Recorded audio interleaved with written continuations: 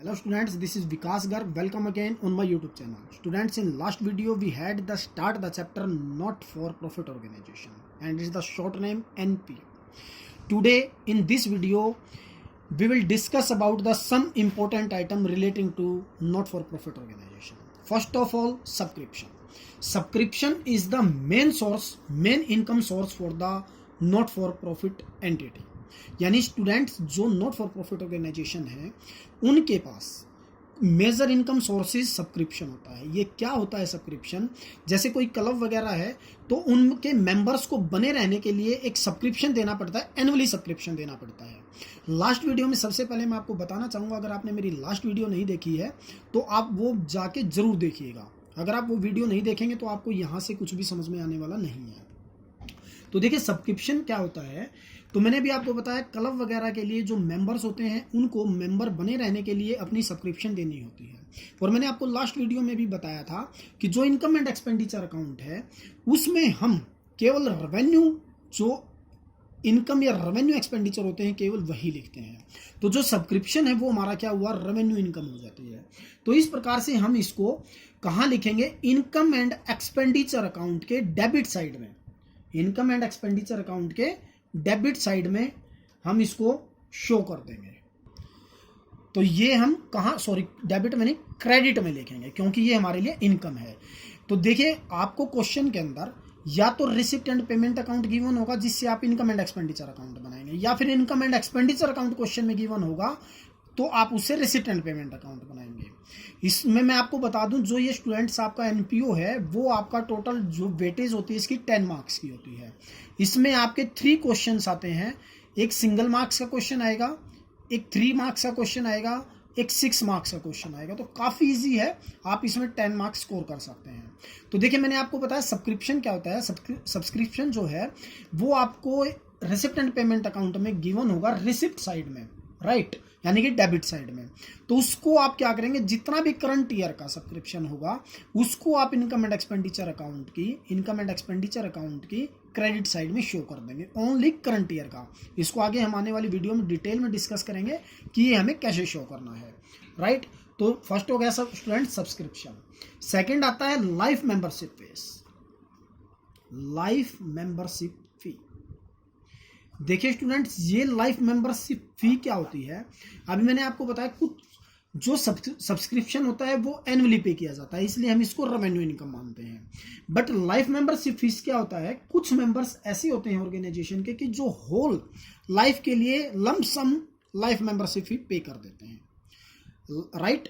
तो हम इसको कहाँ शो करेंगे, ये हमारी क्या हो जाती है, हम इसको कैपिटलाइज शो करते हैं। तो हम इसको बैलेंस शीट में शो करेंगे स्टूडेंट्स, हम इसको बैलेंस शीट की लायबिलिटीज साइड में शो करेंगे, या फिर इसको हम एक कैपिटल फंड आएगा, बताऊंगा वो भी। कैपिटल फंड क्या होता है स्टूडेंट्स, जो हमने 11th में सीखा था, बैलेंस शीट की लायबिलिटी में हम कैपिटल लिखते थे।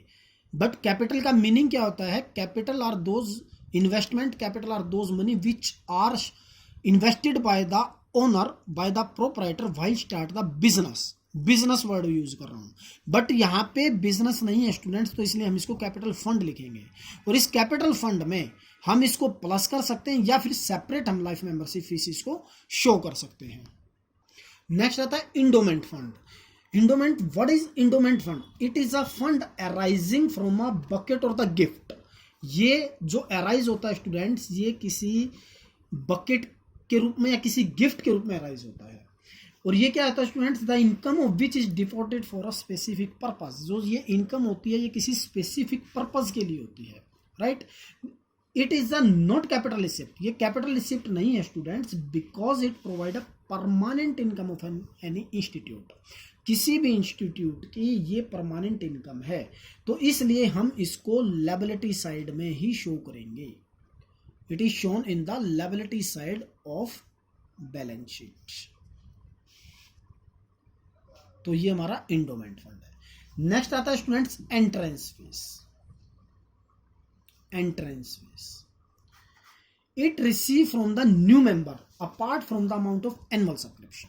यानी अगर एनुअल सब्सक्रिप्शन को छोड़ दें उससे अलग हमें जो न्यू मेंबर से जो फीस मिलती है हम उसको एंट्रेंस फी या फिर हम इसको दूसरा नाम ले सकते हैं एडमिशन फी।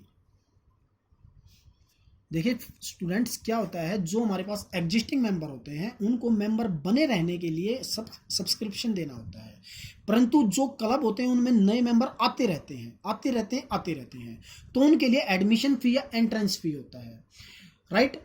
तो इसको हम क्या कर सकते हैं, देखिए कुछ पीपल इसको फेवर करते हैं कि कैपिटलाइजिंग या कैपिटलाइजेशन इनकम होनी चाहिए, बट कुछ इसको रेकरिंग नेचर मानते हैं। तो ये आपको क्वेश्चन में गिवन होगा कि कई बार हम इसको जो है रैकरिंग भी मान लेते हैं और कई बार हम इसको कैपिटलाइजेशन भी मान लेते हैं। क्वेश्चन में आपको गिवन होगा, मैंने आपको बताया अगर रैकरिंग हम इसको एज्यूम करते हैं तो आप इसको इनकम साइड में शो कर दोगे, इनकम एंड एक्सपेंडिचर अकाउंट की, राइट। और अगर आप इसको कैपिटलाइजेशन मानते हो, कैपिटल रिसिप्ट मानते हैं, तो हम इसको बैलेंस शीट की लायबिलिटी साइड में शो मानेंगे, राइट। देखिए मैंने अभी आपको बताया अगर हम इसको कैपिटल रिसिप्ट शो करते हैं, ये आपको क्वेश्चन में गिवन करेगा, if we assume that the capital receipt that it will be liabilities side in the balance sheet, right. और अगर हम इसको ट्रीट करते हैं रेवेन्यू इनकम, तो हम इसको कहां शो करेंगे, इनकम साइड। और बात आती है अगर क्वेश्चन में गिवन ना हो कि भाई ये कैपिटल रिसिप्ट है या रेवेन्यू रिसिप्ट या रेवेन्यू इनकम, तो हम इसको रेवेन्यू इनकम शो करेंगे, राइट। नेक्स्ट आता है डोनेशन। डोनेशन देखिए स्टूडेंट्स, वही बात आती है कि ये 2 टाइप्स का होता है। एक होता है जनरल डोनेशन,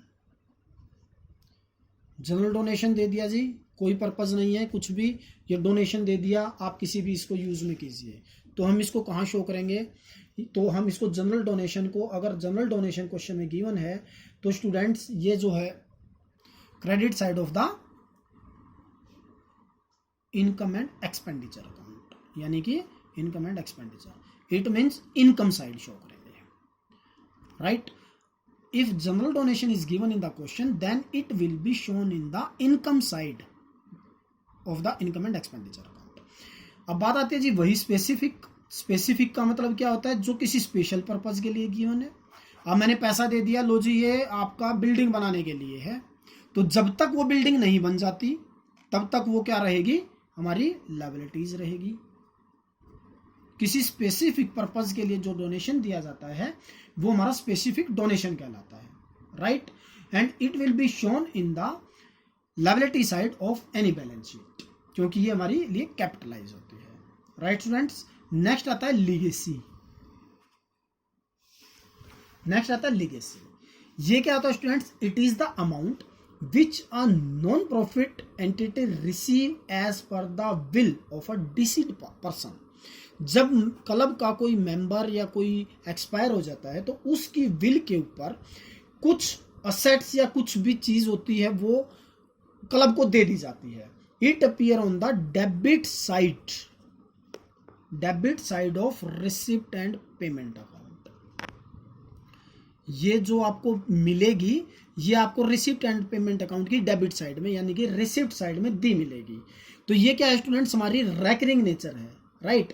तो इस प्रकार से हम क्या करेंगे, ये हमारी रैकरिंग नेचर नहीं है, तो हम इसको क्या करेंगे, कैपिटल रिसिप्ट मानते हुए फाइनली हम इसको लायबिलिटी साइड में शो कर देंगे, liability side of the balance sheet, right.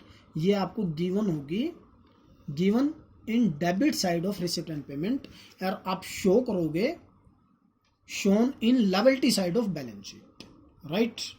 Next है student sales of old assets. काफी वेरी इंपॉर्टेंट एडजस्टमेंट है, लगभग हर क्वेश्चन में आपको मिलेगी। ये क्या होता है स्टूडेंट्स, ये आपको जो दी मिलेगी रिसिप्ट एंड पेमेंट अकाउंट की रिसिप्ट साइड में दी मिलेगी, डेबिट साइड में दी मिलेगी, राइट। ये स्टूडेंट्स हमारी कैपिटल रिसिप्ट होती है, कैपिटल रिसिप्ट होती है, तो इसका मतलब हमें बैलेंस शीट के असेट साइड में दिखानी चाहिए, तो हम इसको असेट साइड में ही दिखाएंगे, बट इसके बेचने से होने वाले प्रॉफिट या लॉस को प्रॉफिट होगा या लॉस होगा तो हम इनकम एंड एक्सपेंडिचर अकाउंट में दिखा देंगे। देखिए मैं एक एग्जांपल लेता हूँ। जैसे सपोज कीजिए आपको रिसिप्ट एंड पेमेंट अकाउंट में एक फर्नीचर गिवन है 5,000 रुपीज का, right. If the book value of furniture appearing in the books of rupees 5,000, 5,000 रुपए की बुक की वैल्यू है। आउट ऑफ विच, इसमें से हमने 1,000 रुपए का फर्नीचर सोल्ड इन 400 रुपीज। हमारी बुक वैल्यू थी 5,000 रुपीज की फर्नीचर की, जिसमें से हमने 1,000 का फर्नीचर केवल 400 रुपए में बेच दिया। तो अब हम इसका कैसे ट्रीटमेंट करेंगे? देखिए जब हम income and expenditure account show करेंगे तो ये आपको पता है ये हमारा एक्सपेंडिचर साइड होता है, ये हमारा इनकम साइड होता है, राइट। तो हम क्या करेंगे, to loss of sale of furniture, कितने का लॉस हुआ स्टूडेंट्स? 1,000 की जो बुक वैल्यू थी 400 का सेल कर दिया तो 600 का हमें लॉस हुआ, राइट। अगर मैं इसको 1,400 का सेल कर देता हूं तो 400 का प्रॉफिट हो जाता है, वो इनकम साइड आ जाता है, राइट। अब जब हम नई बैलेंस शीट शो करेंगे, बैलेंस शीट में हम कैसे शो करेंगे, ये हमारी असेट साइड है। तो जो हमारा फर्नीचर था वो कितने का था? 5,000 का था, राइट। हमने सेल कितने का कर दिया? 1,000, बुक वैल्यू 1,000 लेस हो जाएगी तो ये क्या हो जाएगा? 4,000। और अगर इस पे कोई डेप्रिसिएशन क्वेश्चन में गिवन है, जैसे सपोज कीजिए 4,000 बच गए और क्वेश्चन में उसने एडजस्टमेंट दी है 10% depreciation charge on the furniture, तो इसका हम 10% 400 लेस कर देंगे 3,600, और ये डेप्रिसिएशन भी अगर गिवन है तो 400 रुपीज, तो हम क्या करेंगे? To depreciation on furniture. तो इस प्रकार से हम इसको शो करेंगे, राइट। एक लास्ट आती है students payment of honorarium, payment of honorarium.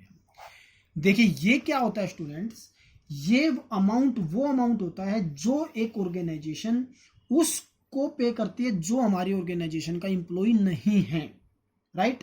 Amount paid of person who are not the employee of our institute of our organisation, that's called honorarium. देखिए मैं इसका एक एग्जांपल लेता हूं। जैसे आप हमारे स्कूल में या आपके स्कूल में क्या हुआ, बाहर से किसी रिसोर्स पर्सन को हायर किया गया कि भाई आप हमारे टीचर्स को ये 2 दिन के लिए ट्रेनिंग दे दीजिए, हम आपको इतनी पेमेंट दे देंगे। जैसे सपोज करो मैं एक एग्जांपल लेता हूं, जीएसटी आया है 2017 में, तो स्कूल वालों ने क्या किया, बाहर से कोई रिसोर्स पर्सन उसको हायर किया, भाई आप हमारे टीचर्स को जीएसटी के बारे में नॉलेज दे दीजिए, इस 2 डेज होंगे, हम इस 2 डेज की जो आपको पेमेंट करेंगे वो 5,000 रुपीज करेंगे। यानी कि ऑर्गेनाइजेशन ने जो 5,000 रुपीज पे किया है, जिसको पे किया वो हमारी ऑर्गेनाइजेशन का एम्प्लॉय नहीं है, तो उसको हम बोलेंगे होनोरियम। आई होप स्टूडेंट्स आपको ये सारी टर्म्स अच्छे से समझ में आ गई होंगी। तो नेक्स्ट वीडियो में हम न्यूमेरिकल क्वेश्चन स्टार्ट करेंगे, तो ये आप एक बार अच्छे से पढ़ना और इनको समझना। Thank you.